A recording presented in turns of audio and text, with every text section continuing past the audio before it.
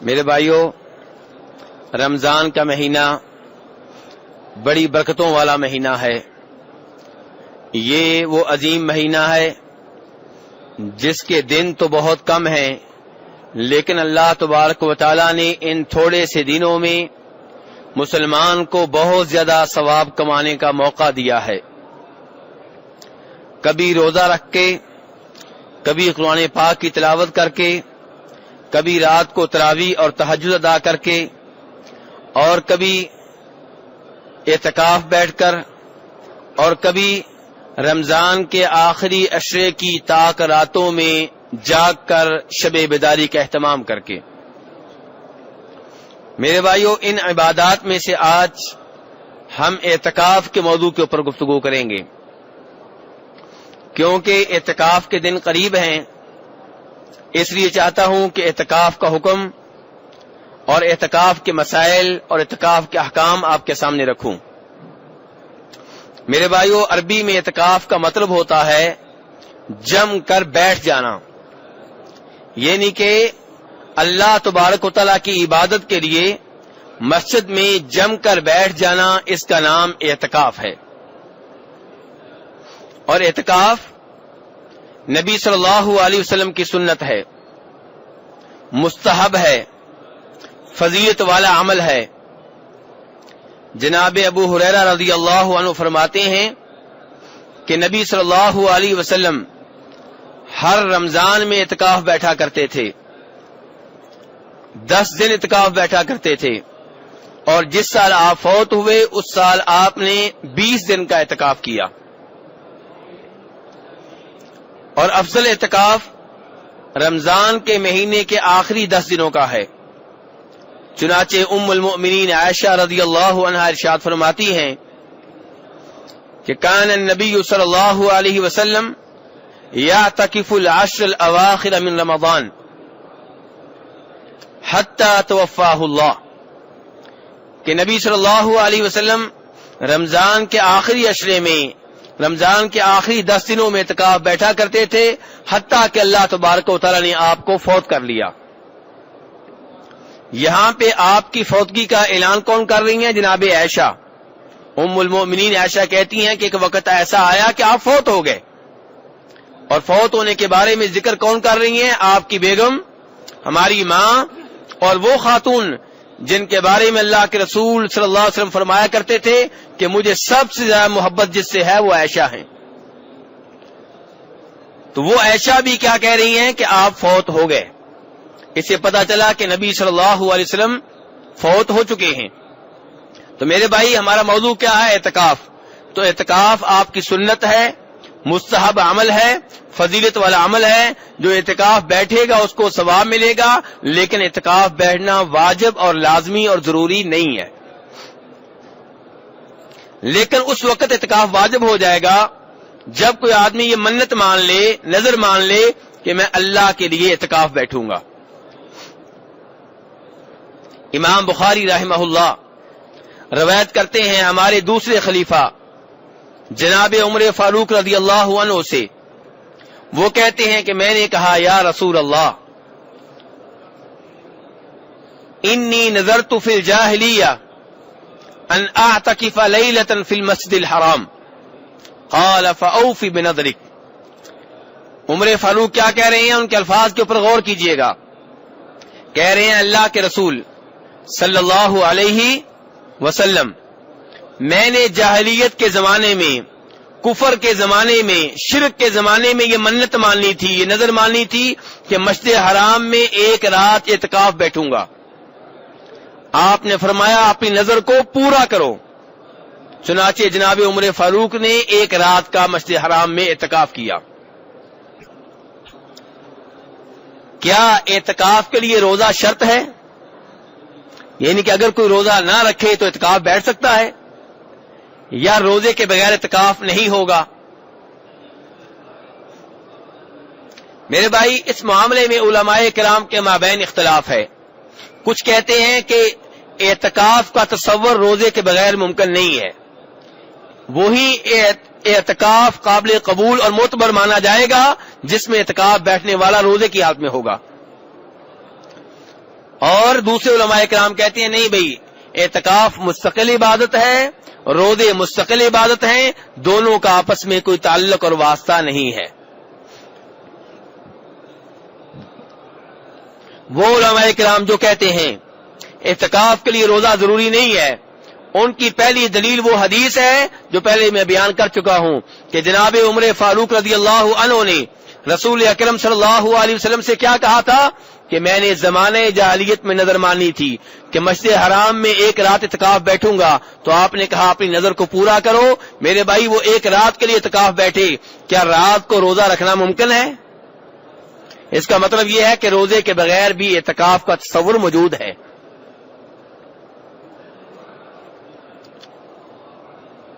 تو میرے بھائی یہ حدیث دلیل ہے اس بات کی کہ روزے کے بغیر اعتکاف بیٹھا جا سکتا ہے۔ دوسری دلیل وہ حدیث ہے جس میں آتا ہے کہ نبی صلی اللہ علیہ وسلم ایک رمضان میں اعتکاف بیٹھنے لگے، آپ کے لیے جناب عائشہ رضی اللہ عنہا نے خیمہ لگوا دیا۔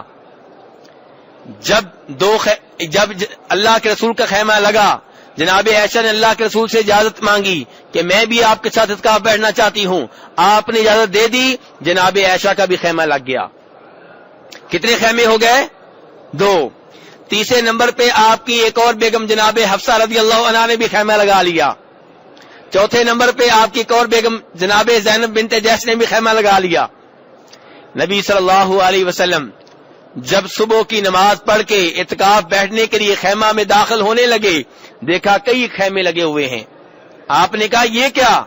بتایا گیا ایک خیمہ جناب عائشہ کا ہے، دوسرا جناب حفصہ کا ہے، تیسرا جناب زینب بنت جحش کا ہے رضی اللہ تعالی عنہن۔ نبی صلی اللہ علیہ وسلم نے ارشاد فرمایا البر تريدنا، کیا تم نیکی لینا چاہتی ہو؟ یعنی کہ نبی صلی اللہ علیہ وسلم اس اندیشے میں مبتلا ہو گئے کہ ان کا پروگرام اتنا عبادت کا نہیں ہے جتنا چکر ہے کس چیز کا؟ غیرت کا، جتنا چکر ہے اللہ کے رسول صلی اللہ علیہ وسلم کے قریب ہونے کا۔ یعنی کہ ہر بیوی چاہتی ہے میں خاوند کے ساتھ اعتکاف بیٹھوں، ہر بیوی چاہتی ہے مجھے اللہ کے رسول کا قرب مل جائے۔ یعنی کہ اعتکاف کا ثواب کا جذبہ کم ہے، یہ جذبہ زیادہ ہے۔ یہ اندیشہ ہوا جناب رسول اکرم صلی اللہ علیہ وسلم کو، چنانچہ آپ نے کہا ما انا بمعتکف، میں اعتکاف نہیں بیٹھوں گا، اور آپ کا خیمہ جو ہے وہ وہاں سے ختم کر دیا گیا۔ پھر آپ کی بیگمات نے بھی اپنے خیمے ختم کر لیے، اور مسلم شریف کی حدیث ہے کہ آپ نے اس کے بدلے میں شوال کے پہلے 10 دنوں کا اعتکاف کیا۔ شوال کے پہلے 10 دنوں کا اعتکاف کیا۔ شوال کے پہلے 10 دنوں میں سے پہلا دن کون سا ہوتا ہے؟ عید کا۔ عید کے دن روزہ رکھنا جائز ہے؟ اس کا مطلب یہ ہے کہ نبی صلی اللہ علیہ وسلم نے جب یہ اعتکاف کیا تو اعتکاف کے پہلے دن آپ نے روزہ نہیں رکھا۔ تو یہ بھی دلیل ہے اس بات کی کہ روزوں کے بغیر بھی اعتکاف ہو سکتا ہے۔ اب کہنا یہ چاہتا ہوں اس گفتگو کا مقصد کیا ہے؟ اس گفتگو سے آپ کو ملے گا کیا؟ ملے گا یہ کہ ایک آدمی شوگر کا مریض ہے، وہ روزے نہیں رکھ رہا، کیا وہ اعتکاف بیٹھ سکتا ہے؟ جی ہاں بیٹھ سکتا ہے۔ ایک آدمی، ایک بچہ ہے نابالغ ہے، وہ روزے نہیں رکھ سکتا، کیا اعتکاف بیٹھ سکتا ہے؟ جی ہاں بیٹھ سکتا ہے۔ تو یہ مطلب ہے میرے بھائی کہ روزوں کے بغیر بھی اعتکاف ہو سکتا ہے، اگرچہ مکمل اعتکاف وہی ہوگا، زیادہ ثواب تب ملے گا جب آپ روزے رکھ کے اعتکاف بیٹھیں گے۔ میرے بھائی اعتکاف کی حالت میں آپ کس وقت اعتکاف گاہ میں داخل ہوں گے، کب اعتکاف سے باہر نکلیں گے؟ ام المومنین عائشہ رضی اللہ عنہا فرماتی ہیں کہ نبی صلی اللہ علیہ وسلم نے جب اعتکاف بیٹھنا ہوتا تو میں خیمہ لگوا دیتی، صبح کی نماز پڑھ کے آپ اپنے خیمے میں اعتکاف کے لیے داخل ہو جاتے۔ صبح کی نماز کے بعد یہ کون سا دن ہوتا؟ 21واں روزہ۔ یہ کون سا دن ہوتا میرے بھائیو؟ 21ویں روزے کو آپ فجر کی نماز پڑھ کے اپنی اعتکاف گاہ میں اعتکاف کے خیمہ میں داخل ہو جاتے۔ دوسرے علماء کرام کہنے لگے کہ اگر ہم اس حدیث کے اوپر چلیں گے تو پھر 10 دن پورے نہیں ہوں گے، کیونکہ اسلامی لحاظ سے رمضان کا جو دن ہے رات سمیت اس کی ابتدا مغرب سے ہوتی ہے، فجر سے نہیں ہوتی، تو پھر آدھا دن تو رہ گیا، آدھی رات جو ہے وہ اعتکاف میں آپ داخل نہیں ہوئے، تو یہ 9.5 دن کا اعتکاف ہوا، 10 کا اعتکاف نہ ہوا، جبکہ نبی صلی اللہ علیہ وسلم رمضان کے 10 دنوں کا اعتکاف بیٹھا کرتے تھے۔ تو دوسرے علماء کرام کہنے لگے اگر ایسا ہے تو ایسا کرے اعتکاف کرنے والا، وہ مغرب کی نماز مسجد میں آ کر پڑھے، رات کو مسجد میں رہے، اور صبح کی نماز کے بعد وہ اپنے اعتکاف گاہ میں داخل ہو جائے، تاکہ 10 دن بھی پورے ہو جائیں اور آپ کی سنت کے اوپر بھی عمل ہو جائے کہ فجر کی نماز کے بعد آپ اعتکاف گاہ میں داخل ہوا کرتے تھے۔ اور نکلیں گے کب؟ جب چاند نظر آ جائے، چاند کے نظر آنے کا اعلان ہو جائے تو اعتکاف والا جو ہے اپنے اعتکاف گاہ سے باہر آ سکتا ہے۔ میرے بھائی، اعتکاف کس طرح باطل ہو جاتا ہے، کس طرح ختم ہو جاتا ہے؟ کون سے ایسے اعمال ہیں جن کا ارتکاب اگر اعتکاف والے سے ہو جائے تو اس کا اعتکاف ختم ہو جائے گا؟ پہلے نمبر پہ میرے بھائی، اگر اعتکاف والا معتکف اپنی اعتکاف سے باہر نکلتا ہے کسی شرعی عذر کے بغیر یا کسی ضروری حاجت کے بغیر تو اس کا اعتکاف ختم ہو جائے گا۔ شرعی عذر کیا ہوتا ہے؟ ایک آدمی کے اوپر غسل واجب ہو چکا، مسجد میں غسل کا بندوبست نہیں ہے، تو جو قریبی جگہ اسے غسل کے لیے ملے گی وہاں جا کے غسل کرے گا۔ تو اب یہ شرعی ضرورت کی وجہ سے باہر نکلا ہے، شرعی عذر کی وجہ سے اس کا اعتکاف ٹھیک ہے۔ یا مسجد میں کھانے کا بندوبست نہیں ہے، گھر سے ایسا کوئی فرد نہیں ہے جو اس کو کھانا لا کے دے، اور اس آدمی کو اجازت ہے کہ وہ مسجد سے نکلے اور کھانا کھا کر آئے جو قریبی جگہ اسے ملتی ہے۔ اپنے گھر میں جانا چاہتا ہے، گھر میں کھانا کھا کے آئے۔ ایسے ہی قضائے حاجت کے لیے جانا چاہتا ہے، مسجد میں باتھ روم نہیں ہے، تو قضائے حاجت کے لیے جو جگہ اسے میسر ہے، جتنی قریب ہے وہاں پہ چلا جائے۔ اگر قریب والے گھروں میں سے کوئی بھی اس کو کسی سے امید نہیں ہے کہ اس کو وہ جگہ دے گا قضائے حاجت کے لیے، تو پھر اپنے گھر جانا چاہے، گھر میں جا سکتا ہے۔ بہرحال یہ تب ہے جب شرعی عذر ہو، قضائے حاجت، کھانا کھانا، پانی پینا، اور غسل واجب ہو چکا ہے، وضو واجب ہو چکا ہے، اور ان چیزوں کا مسجد میں بندوبست نہیں ہے تو مسجد سے باہر جا سکتا ہے۔ ایسی کوئی اور ضرورت ہے، کوئی اور ایسی بنیادی ضرورت ہے جس کے بغیر کوئی چارہ کار نہیں ہے تو وہ مسجد سے باہر جا سکتا ہے، ورنہ اس کو مسجد سے باہر جانے کی اجازت نہیں ہے۔ بخاری شریف کی حدیث ہے، ام المؤمنین عائشہ رضی اللہ عنہا فرماتی ہیں کہ نبی صلی اللہ علیہ وسلم اعتکاف کی حالت میں گھر میں اسی وقت داخل ہوتے جب کوئی ضرورت ہوتی، کوئی حاجت ہوتی، ایسی حاجت جس کے بغیر کوئی راستہ نہیں تھا، کوئی اور چارہ کار نہیں تھا، تب آپ گھر میں آیا کرتے تھے، ورنہ اعتکاف کی حالت میں آپ گھر میں نہیں آیا کرتے تھے۔ تو آپ کے ان الفاظ سے 2 چیزیں معلوم ہوئی۔ نمبر 1 کہ آپ بلا ضرورت گھر میں نہیں آیا کرتے تھے، نمبر 2 جب ضرورت ہو تو گھر میں آ سکتے ہیں، جب ضرورت ہو تو گھر میں آ سکتے ہیں۔ بخاری شریف کی روایت ہے میرے بھائیوں۔ دوسری وہ چیز جس کی وجہ سے اعتکاف ختم ہو جائے گا وہ بیگم سے جماع ہے، بیگم سے ہم بستری ہے۔ آپ وہ آیت سن چکے ہیں جس میں اللہ تبارک تعالیٰ فرماتے ہیں کہ جب تم مسجدوں میں اعتکاف بیٹھے ہوئے ہو تو تمہیں اپنی بیگمات سے ہم بستری کی اجازت نہیں ہے، مباشرت کی اجازت نہیں ہے۔ اگر کوئی آدمی اعتکاف کی حالت میں اپنی بیگم سے ہم بستری کرتا ہے تو اس کا اعتکاف ختم ہو جائے گا، اور اگر کوئی ہم بستری نہیں کرتا، جماع نہیں کرتا، لیکن مباشرت کرتا ہے، بیگم سے ملتا ہے، بیگم کو بوسہ وغیرہ دیتا ہے، اور انزال نہیں ہوتا، منی نہیں نکلتی، تو اس نے گناہ کیا ہے، حرام کام کیا ہے، لیکن اعتکاف ختم نہیں ہوگا۔ اور اگر منی نکل آتی ہے تو پھر اس کا اعتکاف ختم ہو چکا ہے، اب وہ اعتکاف سے باہر آ جائے، اب اس کا اعتکاف یہ ختم ہو گیا۔ تو 2 چیزیں ہیں جن سے اعتکاف ختم ہوتا ہے۔ نمبر 1 جماع ہم بستری، اور اسی کا حصہ یہ ہے کہ جماع تو نہیں کیا لیکن مباشرت کی ہے، اور اس حد تک معاملہ پہنچ گیا ہے کہ منی نکل آئی ہے، تو اس کا اعتکاف ختم ہو گیا ہے۔ اور دوسرا یہ کہ کسی شرعی عذر یا کسی بنیادی ضرورت کے بغیر، کسی بنیادی مجبوری کے بغیر وہ اعتکاف گاہ سے باہر آتا ہے تو تب بھی اس کا اعتکاف ختم ہو چکا ہے۔ کیا اعتکاف بیٹھنے کے لیے مسجد ضروری ہے یا اعتکاف کے لیے نئے شہر بھی آباد ہو سکتے ہیں؟ کیا اعتکاف کے لیے مسجد ضروری ہے یا اعتکاف کسی کوٹھی میں اور کسی گھر میں بھی ہو سکتا ہے؟ میرے بھائی، اللہ تبارک و تعالیٰ نے فرمایا قرآن پاک میں وَلَا تُبَاشِرُوهُنَّ وَأَنْتُمْ عَاكِفُونَ فِي الْمَسَاجِدِ، کہ اپنی بیگمات سے ہم بستری نہ کرو، اپنی بیگمات سے مباشرت نہ کرو اس وقت جب کہ تم مسجدوں میں اعتکاف بیٹھے ہوئے ہو۔ اللہ نے یہ نہیں کہا کہ اعتکاف کی حالت میں مباشرت نہ کرو، کہا مسجدوں میں جب اعتکاف کر رہے ہو تب مباشرت نہ کرو۔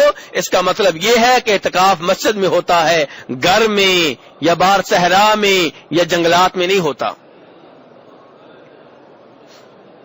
یہ پہلی دلیل میں نے دی ہے۔ دوسری دلیل یہ ہے کہ نبی صلی اللہ علیہ وسلم مسلسل اعتکاف بیٹھتے رہے۔ اگر مسجد کے علاوہ اعتکاف جائز ہوتا تو آپ ایک بار گھر میں بیٹھ جاتے تاکہ لوگوں کو معلوم ہو جاتا کہ مسجد کے علاوہ بھی اعتکاف جائز ہے۔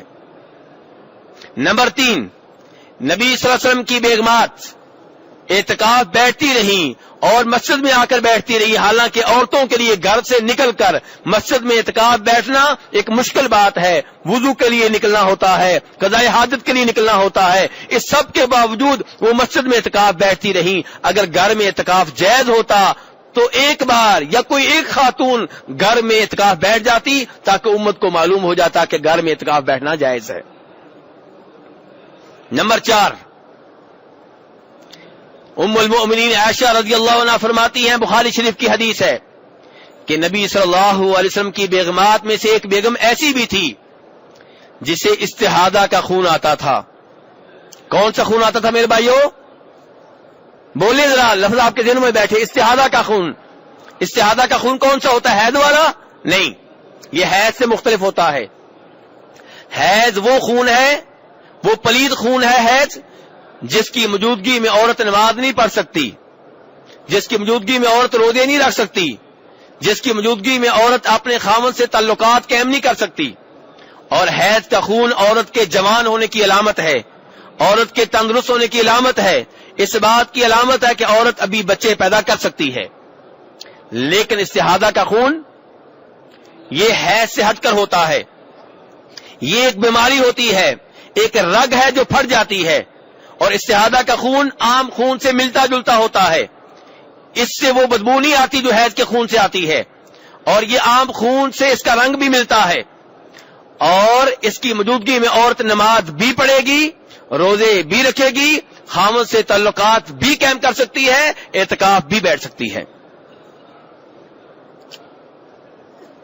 تو استحاضہ کا خون اس عورت کو آتا تھا اور وہ اس خون کی موجودگی میں مسجد نبوی میں اعتکاف بیٹھا کرتی تھی۔ ام المؤمنین عائشہ رضی اللہ عنہ فرماتی ہیں، ہم اس کے نیچے کوئی ٹرے وغیرہ کوئی برتن رکھ دیا کرتے تھے، اس کا خون اس برتن میں گرتا رہتا تھا اور وہ نماز پڑھتی رہتی تھی۔ میرے بھائی ذرا غور کیجئے اس حدیث کے اوپر، بخاری شریف کی حدیث ہے، بیان کرنے والی ام المؤمنین عائشہ رضی اللہ عنہا ہیں، اعتکاف بیٹھنے والی نبی صلی اللہ علیہ وسلم کی بیگمات میں سے کوئی بیگم ہے، میری اور آپ کی ماؤں میں سے کوئی ایک ماں ہے۔ اگر گھروں میں اعتکاف بیٹھنے کی گنجائش ہوتی، کم از کم یہ خاتون اپنے گھر میں اعتکاف بیٹھتی، مردوں کے سامنے یوں مسجد میں اعتکاف نہ بیٹھتی۔ میرے بھائی، ان تمام دلیلوں کے اوپر جو میں نے آپ کے سامنے رکھی ہیں، اگر آپ توجہ سے اور تعصب کے بغیر نبی صلی اللہ علیہ وسلم کی شریعت کو ہر ایک کے اوپر رکھتے ہوئے غور کریں گے تو آپ اس نتیجے تک پہنچیں گے کہ مسجدوں کے علاوہ کہیں اور اعتکاف جائز نہیں ہے۔ اب سوال یہ پیدا ہوتا ہے کہ عورت کے اعتکاف بیٹھنے کا کیا حکم ہے؟ میرے بھائی، عورت بھی اعتکاف بیٹھ سکتی ہے، جیسا کہ بیان کر چکا ہوں کہ نبی صلی اللہ علیہ وسلم کی بیگمات اعتکاف بیٹھتی رہیں، آپ کی زندگی میں بھی اور آپ کے فوت ہو جانے کے بعد میں بھی۔ لیکن عورت اعتکاف تب بیٹھ سکتی ہے جب وہ دو چیزوں کا خیال رکھے۔ نمبر 1، اپنے خاوند سے اجازت لے۔ خاوند کی اجازت کے بغیر عورت اعتکاف نہیں بیٹھ سکتی۔ کیوں؟ اس لیے کہ اعتکاف بیٹھا جاتا ہے مسجد میں، اور عورت کو اس بات کی اجازت نہیں ہے کہ خاوند سے پوچھے بغیر اپنے گھر سے باہر نکلے. کوئی بھی مسلمان عورت اپنے خاوند سے پوچھے بغیر گھر سے باہر نہیں نکل سکتی. تو اس لیے جو عورت اعتکاف بیٹھنا چاہتی ہے اس کے اوپر واجب ہے کہ اپنے خاوند سے اجازت لے. اب یہاں پہ سوال یہ پیدا ہوتا ہے کہ اگر خاوند نے اجازت دے دی، یہ خاتون اعتکاف بیٹھ گئیں، اب اگر خاوند واپس بلائے، اعتکاف ختم کرے، تو کیا اس بات کی اجازت ہے؟ میرے بھائی، عورت کے اعتکاف کی طرف دیکھا جائے گا. اگر اس کا اعتکاف وہ ہے جو واجب نہیں ہے، کسی منت کا نتیجہ نہیں ہے، کسی نظر کا نتیجہ نہیں ہے، عام اعتکاف ہے، تو چونکہ اعتکاف نفلی عبادت ہے، واجب نہیں ہے، تو خاوند واپس بلانا چاہے تو ایسی خاتون کو واپس بلا سکتا ہے. اور اگر نہ بلائے تو بہتر ہے، نہ بلائے تو یہی بہتر ہے، یہی افضل ہے، آپ اس کو عبادت کرنے دے. لیکن اگر وہ بلانا چاہے تو بلا سکتا ہے. اور اگر خاتون کا اعتکاف واجب ہے، اس نے منت مانی تھی میں 10 دن اعتکاف بیٹھوں گی، تو پھر ایسی خاتون کو اعتکاف سے نکالنے کی اجازت نہیں ہے، کیونکہ خاوند سے پوچھ کر اعتکاف بیٹھی ہے اور اس کا اعتکاف واجب ہے. خاوند کو چاہیے کہ اس کے اعتکاف کا خیال رکھے اور اس کا اعتکاف ختم کروانے کی کوشش نہ کرے. دوسری وہ چیز میرے بھائی جس کا ہونا ضروری ہے عورت کے اعتکاف کے لیے، وہ کیا ہے کہ فتنے کا خوف نہ ہو. پہلی شرط کیا تھی میرے بھائیو؟ خاوند سے اجازت لے. اور دوسری شرط کیا ہے کہ کسی قسم کے فتنے کا خوف نہ ہو، یعنی کہ اس کے اعتکاف بیٹھنے کی وجہ سے نہ مرد فتنے میں مبتلا ہو، نہ خود وہ کسی فتنے میں مبتلا ہو.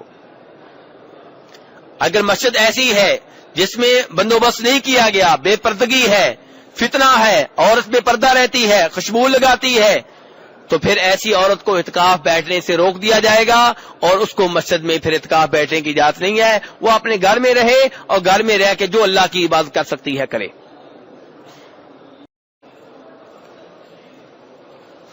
اب میرے بھائی، وہ امور جن کی اعتکاف کی حالت میں اجازت ہے، یعنی کہ وہ معاملات، وہ امور اگر اعتکاف کی حالت میں سر انجام دے لیں یا ان کا اعتکاف والا کر لے تو کوئی مسئلہ نہیں ہے.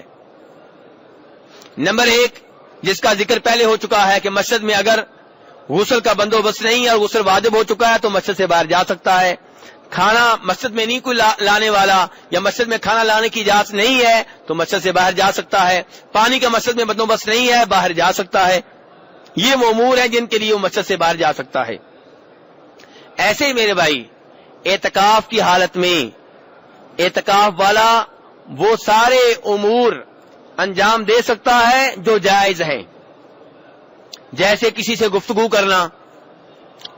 ہمارے ہاں کیا ہے کہ لوگ جب اعتکاف بیٹھتے ہیں تو پردہ کر لیتے ہیں، سمجھتے ہیں کہ شاید اعتکاف کی حالت میں گفتگو نہیں کر سکتے. میرے بھائی، میں مانتا ہوں اعتکاف میں آپ اللہ کی عبادت کے لیے اپنے آپ کو وقف کر چکے ہیں، جتنی کم گفتگو کریں گے اتنا بہتر ہے.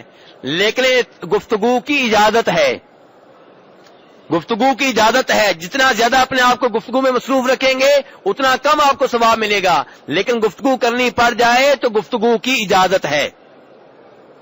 اعتکاف کے دوران آپ کی زیارت کے لیے کوئی آ سکتا ہے، آپ سے آ کر مل سکتا ہے، آپ اس سے مل سکتے ہیں، اس کو الوداع کرنے کے لیے مسجد کے دروازے تک آپ جا سکتے ہیں.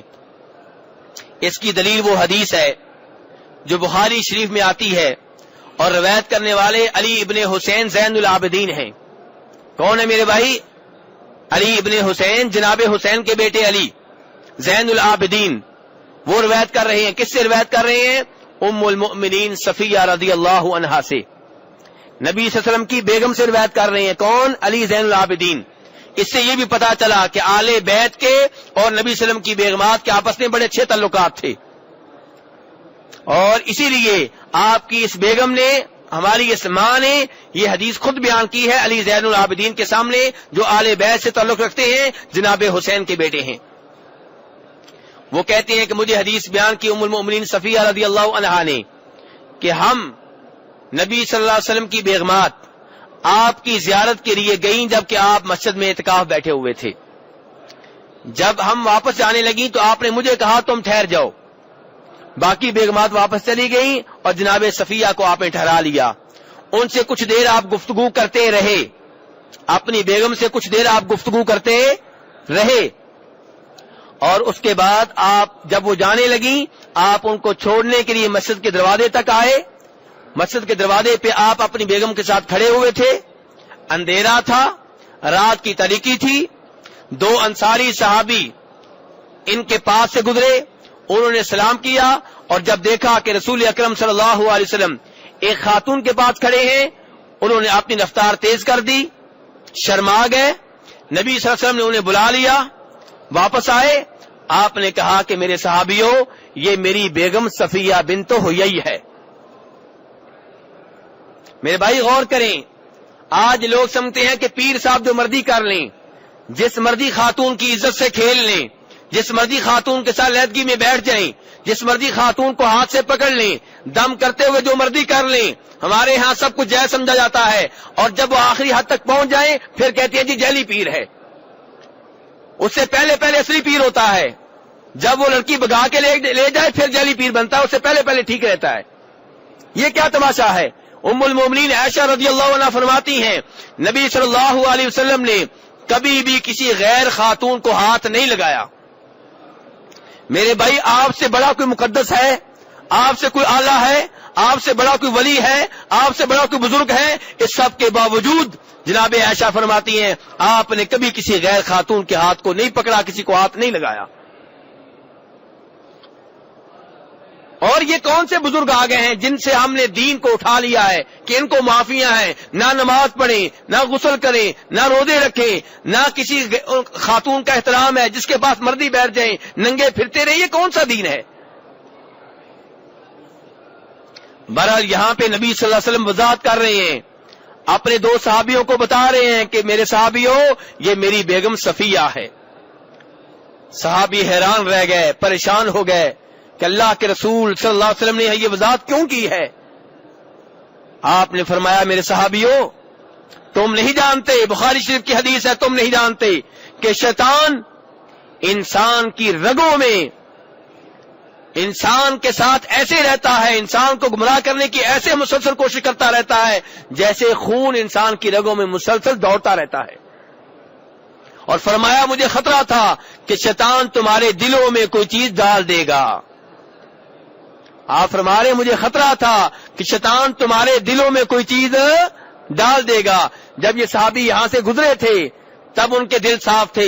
گھر میں جاتے شیطان آتا, پتہ نہیں کون سی خاتون تھی, پتہ نہیں کس کے ساتھ ٹھہرے ہوئے تھے, شاید یہ ہوگی, شاید وہ ہوگی. شیطان ایسے انسان کو گمراہ کرتا ہے. اور اگر صحابہ کرام اس غلط فہمی کا شکار ہو جاتے تو نبی صلی اللہ علیہ وسلم کا کوئی نقصان نہ ہوتا, ان کا اپنا نقصان ہو جاتا, ان کا اپنا ایمان خطرے میں پڑ جاتا, ان کا اپنا اسلام خطرے میں پڑ جاتا. اس لیے آپ نے ان کے ایمان کو بچایا, ان کے اسلام کو بچایا اور بتا دیا کہ میری بیگم صفیہ ہے. میرے بھائی, اس سے یہ بھی پتا چلا کسی مسلمان کے لیے یہ درست نہیں ہے کہ کسی غیر خاتون کے ساتھ تنہائی میں کھڑا ہو, تنہائی میں باتیں کرے, کسی الگ کمرے میں بیٹھ کے باتیں کرے. اور اس میں یہ بھی معلوم ہوا کہ اگر وہ خاتون جس کے ساتھ آپ کھڑے ہیں آپ کی بہن ہے, آپ کی بیٹی ہے, آپ کی وہ محرم عورت ہے, تو آپ لوگوں کو بتا دیں تاکہ آپ کے بارے میں کوئی غلط فہمی کا شکار نہ ہو.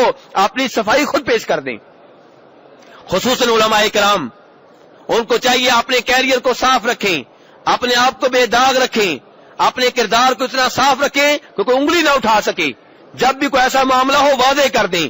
جب کسی وقت نماز نہیں پڑھ سکے, مسجد میں نہیں آ سکے, لوگوں کو بتا دیں کہ آج کیا مسئلہ تھا, کیا مشکل تھی, تاکہ لوگ عالم دین کے بارے میں کسی غلط فہمی کا شکار نہ ہو. اور لوگوں کو بھی چاہیے علماء کرام کے بارے میں حسن ظن رکھیں, اچھی سوچ رکھیں. چھوٹی سی بات پہ مولویوں کے اوپر حملہ کر دینا, علماء دین کے بارے میں باتیں پھیلانا, ان کے بارے میں نفرت پھیلانا, لوگوں کو متنفر کرنا, یہ لوگوں کو دین سے دور کرنے کے مترادف ہے. اس کا نقصان کیا ہوگا؟ اس کا نقصان آپ کو ہوگا. آپ کی اولاد مولوی صاحب کی بات نہیں سنے گی, ان سے قرآن پاک نہیں پڑھے گی, ان سے حدیث نہیں سنے گی, پھر آپ کی اولاد خراب ہوگی. اور اس کے ذمہ دار کون ہوں گے؟ خود آپ ہوں گے. لیکن یہ میں ان علماء کرام کی بات کر رہا ہوں جو شرک میں ملوث نہیں ہیں, جو دین ذاتی عمل میں کوتاہی ہونا اور چیز ہے، لیکن دین کو تبدیل کرنا، دین میں شرک کو داخل کرنا، دین میں بدعات کو داخل کرنا اتنا بڑا جرم ہے کہ ایسے آدمی کے پیچھے تو نماز تک نہیں ہوتی۔ تو بہرحال میرے بھائی، اس حدیث میں اعتکاف کا مسئلہ کیا تھا؟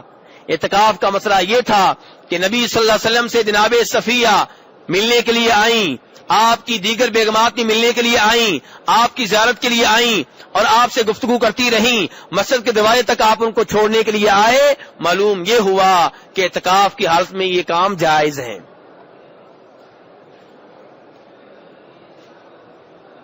ایسے ہی میرے بھائی، اعتکاف میں بیٹھا ہوا شخص وضو کر سکتا ہے، چاہے وضو واجب نہ ہو، غسل کر سکتا ہے، سر کو دھو سکتا ہے۔ کیا دلیل ہے؟ بخاری شریف کی وہ حدیث جس میں ام المؤمنین عائشہ رضی اللہ عنہا فرماتی ہیں کہ نبی صلی اللہ علیہ وسلم اعتکاف کی حالت میں اپنا سر میرے حجرے میں داخل کرتے کسی سوراخ سے، اور میں آپ کے سر کو دھو دیتی اور کنگھی کر دیتی۔ میرے بھائی، کیا سر دھونا کسی وقت واجب ہوتا ہے؟ کوئی واجب نہیں ہوتا۔ تو اس کا مطلب یہ ہے کہ سر دھونا واجب نہیں تھا، پھر بھی آپ نے سر دھلوایا۔ اور کنگھی کرنا کون سی ضروری ہے؟ آپ نے کنگھی بھی کروائی۔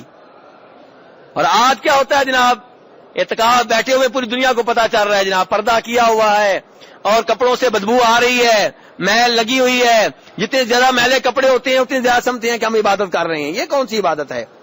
نبی صلی اللہ علیہ وسلم سے زیادہ عبادت گزار کوئی نہیں تھا، اور آپ سے بڑھ کے کوئی صاف ستھرا نہیں تھا۔ آپ سے خوشبوئیں آیا کرتی تھی، بدبوری آیا کرتی تھی۔ آپ کے ہاں صفائی کا اتنا اہتمام تھا کہ بار بار مسواک کیا کرتے تھے۔ تو میرے بھائی، اور خوشبو آپ استعمال کیا کرتے تھے، اس لیے میرے بھائی اپنے آپ سے بدبو نہ آنے دیں۔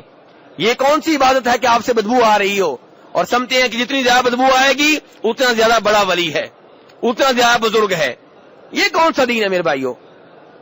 ہمارے لیے نمونہ کون ہے؟ نبی صلی اللہ علیہ وسلم، سب سے زیادہ ستھرے انسان، خوشبو والے، خوشبو استعمال کرنے والے۔ ویسے تو آپ کا پسینہ بھی خوشبو تھا، لیکن آپ خوشبو استعمال بھی کیا کرتے تھے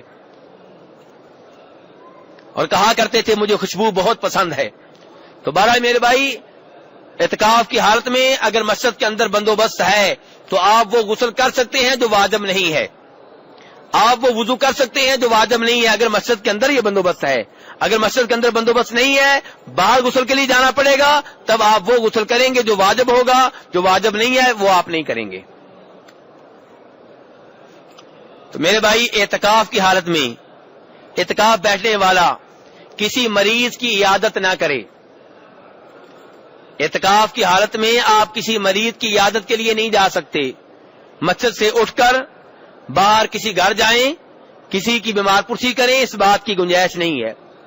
ہاں، اس بات کی اجازت ہے کہ آپ قضائے حاجت کے لیے گئے ہوئے ہیں، آپ واجب غسل کے لیے باہر گئے ہوئے ہیں، کھانے کا بندوبست مسجد میں نہیں ہو سکا، آپ کھانے کے لیے گئے ہوئے ہیں، راستے میں آپ کو مریض مل گیا تو چلتے چلتے آپ اس کا حال پوچھ سکتے ہیں، لیکن اسپیشلی بیمار پرسی کے لیے آپ نہیں جا سکتے۔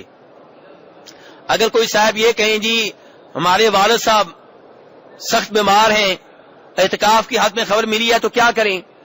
میرے بھائی، صبر کریں، نہیں تو آپ اعتکاف چھوڑ دیں۔ والد صاحب کی آپ عیادت کریں، کوئی بات نہیں، اعتکاف بیٹھنا واجب نہیں ہے، اور نہ ہی یہ بات درست ہے کہ اعتکاف بیٹھ گیا تو اب واجب ہو گیا، کوئی ایسی بات نہیں ہے۔ ٹھیک ہے میرے بھائی، اعتکاف نفلی عبادت ہے۔ اگر اتنا ضروری کام آپ کو پڑ گیا ہے، آپ اپنے والد صاحب کی خدمت کرنا چاہتے ہیں، والدہ کی خدمت کرنا چاہتے ہیں، یا وہ فوت ہو گئے ہیں، آپ جنازے میں شریک ہونا آپ کا ضروری ہے، تو کوئی بات نہیں، آپ اعتکاف سے باہر آ جائیں۔ اعتکاف ایک سنت ہے، ایک نفل ہے، یہ کوئی واجب نہیں ہے، تو اس لیے آپ اعتکاف سے باہر آ سکتے ہیں۔ لیکن اگر آپ اعتکاف میں بیٹھے ہوئے ہیں تو پھر آپ کو اس بات کی اجازت نہیں ہے کسی بیمار کو پوچھنے کے لیے جائیں یا کسی جنازے میں شریک ہونے کے لیے جائیں، اور اگر جنازہ اسی مسجد میں ہو رہا ہو تب شریک ہو سکتے ہیں۔ لیکن اگر میدان میں ہو رہا ہے تو آپ مسجد سے اس لیے نہیں نکل سکتے کہ میں جنازہ پڑھنے کے لیے جا رہا ہوں، چاہے جنازہ پڑھنا عبادت ہے، لیکن آپ اعتکاف کی حالت میں ہیں تو آپ اعتکاف میں رہیں۔ یہ اس حدیث میں آیا ہے جو جناب عائشہ روایت کرتی ہیں، ابو داؤد شریف میں موجود ہے، اور خود جناب عائشہ کے بارے میں بھی یہی آتا ہے کہ جب وہ جاتی تھی اعتکاف کی حالت میں مسجد سے نکلتی تھی تو وہ اپنے گھر جاتی تو راستے میں اگر کوئی بیمار مل جاتا تو اس سے حال پوچھ لیتی، اسپیشلی کسی کا حال پوچھنے کے لیے وہ نہیں جایا کرتی تھی۔ اعتکاف کی حالت میں میرے بھائی آپ جنازہ نہیں ادا کر سکتے، کسی کی عیادت کے لیے نہیں جا سکتے، اور کسی اہم ضرورت کے بغیر آپ اعتکاف سے باہر نہیں نکل سکتے۔ اب آخری بات یہ ہے کہ اعتکاف کے آداب کیا ہیں۔ اعتکاف کے آداب میں یہ ہے میرے بھائی کہ آپ جس مقصد کے لیے اعتکاف بیٹھے ہیں اس کے اوپر توجہ رکھیں۔ یہ ٹھیک ہے، میں نے آپ کو بتا دیا کہ اعتکاف کی حالت میں آپ بات کر سکتے ہیں، موبائل بھی استعمال کر سکتے ہیں، لیکن اعتکاف کا مقصد کیا ہے؟ اپنے آپ کو اللہ کی عبادت کے لیے وقف کر دینا۔ جتنی کم گفتگو کریں گے اتنا بہتر ہے، جتنا کم موبائل استعمال کریں گے اتنا بہتر ہے۔ اگر آپ اعتکاف بند کر دیں اور موبائل بند کر دیں تو اور اچھی بات ہے، لیکن میرے مسئلے بیان کرنے کا مقصد یہ تھا کہ اگر ساتھ والا موبائل استعمال کر رہا ہے آپ اسے روک نہیں سکتے، آپ اسے نصیحت کر سکتے ہیں، بھئی اتنی زیادہ آپ باتیں کر رہے ہیں تو اعتکاف کا فائدہ کیا ہوا، سمجھا سکتے ہیں، نصیحت کر سکتے ہیں، لیکن آپ اس کو مجرم سمجھیں یا گنہگار سمجھیں تو یہ آپ کی اپنی غلطی ہے کہ آپ کے پاس اتنا علم نہیں ہے کہ آپ اس کے گنہگار سمجھ رہے ہیں جبکہ وہ گناہ نہیں کر رہا۔ ورنہ حقیقت یہی ہے کہ اعتکاف کی حالت میں آپ زیادہ سے زیادہ تلاوت کریں، اللہ کا ذکر کریں، دعا میں مصروف رہیں، نوافل ادا کریں، تراویح آپ پڑھیں، تو میرے بھائی قرآن کا ترجمہ اور تفسیر پڑھیں، دینی کتابیں آپ پڑھیں، یہ وہ امور ہیں جن میں آپ اپنے آپ کو مصروف رکھیں۔ جتنی کم گفتگو کریں گے اتنا بہتر ہے۔ اعتکاف کا مطلب یہ نہیں ہے کہ آپ اپنی اعتکاف گاہ میں محفل لگا لیں، کبھی یہ دوست آ رہا ہے، کبھی وہ آ رہا ہے، کبھی یہ رشتہ دار، کبھی وہ رشتہ دار، محفل لگی ہوئی ہے، یہ تو بیٹھک ہو گئی گھر کی۔ نہیں میرے بھائی، یہ اعتکاف گاہ ہے، لیکن اس میں کوئی شک و شبہ نہیں ہے۔ اس کے باوجود نصیحت یہی ہے کہ آپ اعتکاف کا خیال رکھیں، لیکن اجازت پھر بھی ہے اگر آپ کی زیارت کے لیے کوئی آئے تو آپ اس سے بات کر سکتے ہیں، اپنی بیگم سے بات کر سکتے ہیں، اپنے بچوں سے بات کر سکتے ہیں، دوستوں سے بات کر سکتے ہیں۔ اللہ تبارک و تعالی ہمیں اس عبادت میں بھی حصہ لینے کی توفیق عنایت فرمائے، اور خصوصاً مسجد نبوی میں، مسجد حرام میں لوگ تو اعتکاف عام مسجدوں میں بیٹھتے ہیں۔ میرے بھائی اللہ نے آپ کے اوپر فضل کیا ہے کہ آپ مسجد نبوی میں آئے ہوئے ہیں، مسجد حرام میں آئے ہوئے ہیں۔ اگر آپ کا ویزا آپ کو اجازت دیتا ہے تو اس ثواب سے محروم نہ رہیں اور یہاں اعتکاف بیٹھنے کی کوشش کریں۔ اللہ تبارک و تعالیٰ آپ کا اعتکاف قبول فرمائے۔ وآخر دعوانا ان الحمدللہ رب العالمین۔ جی ہاں بھائی کہتے ہیں یہ آپ لکھ کے دے دیتے ویسے کہ اعتکاف ختم کرنے کے بارے میں نہیں بتایا، تو وہ میں نے بتایا تھا کہ جب عید کا چاند نظر آ جائے تو آپ اعتکاف سے باہر نکل سکتے ہیں۔ اب مسئلہ یہ ہے کہ کتنے ہار پہننا جائز ہے اعتکاف سے نکلنے کے بعد؟ ہاں جی، ایسے ہی جب عمرہ کر کے آپ لاہور ایئرپورٹ پہ اتریں گے، کراچی ایئرپورٹ پہ اتریں گے، بمبئی ایئرپورٹ پہ، دلی ایئرپورٹ پہ، کتنے ہار آپ کو پہننے چاہیے؟ میرے بھائی ہار وہ پہنے جس کو اللہ تبارک و تعالیٰ کی طرف سے گارنٹی مل چکی ہو کہ تمہارا عمرہ قبول ہو چکا ہے، جس کو یہ گارنٹی مل چکی ہو کہ تمہارا اعتکاف قبول ہو چکا ہے۔ میرے بھائی جو خطرے میں ہو وہ ہار کیوں پہن رہا ہے، وہ پھول کیوں پہن رہا ہے، یہ کیا ہے میرے بھائی؟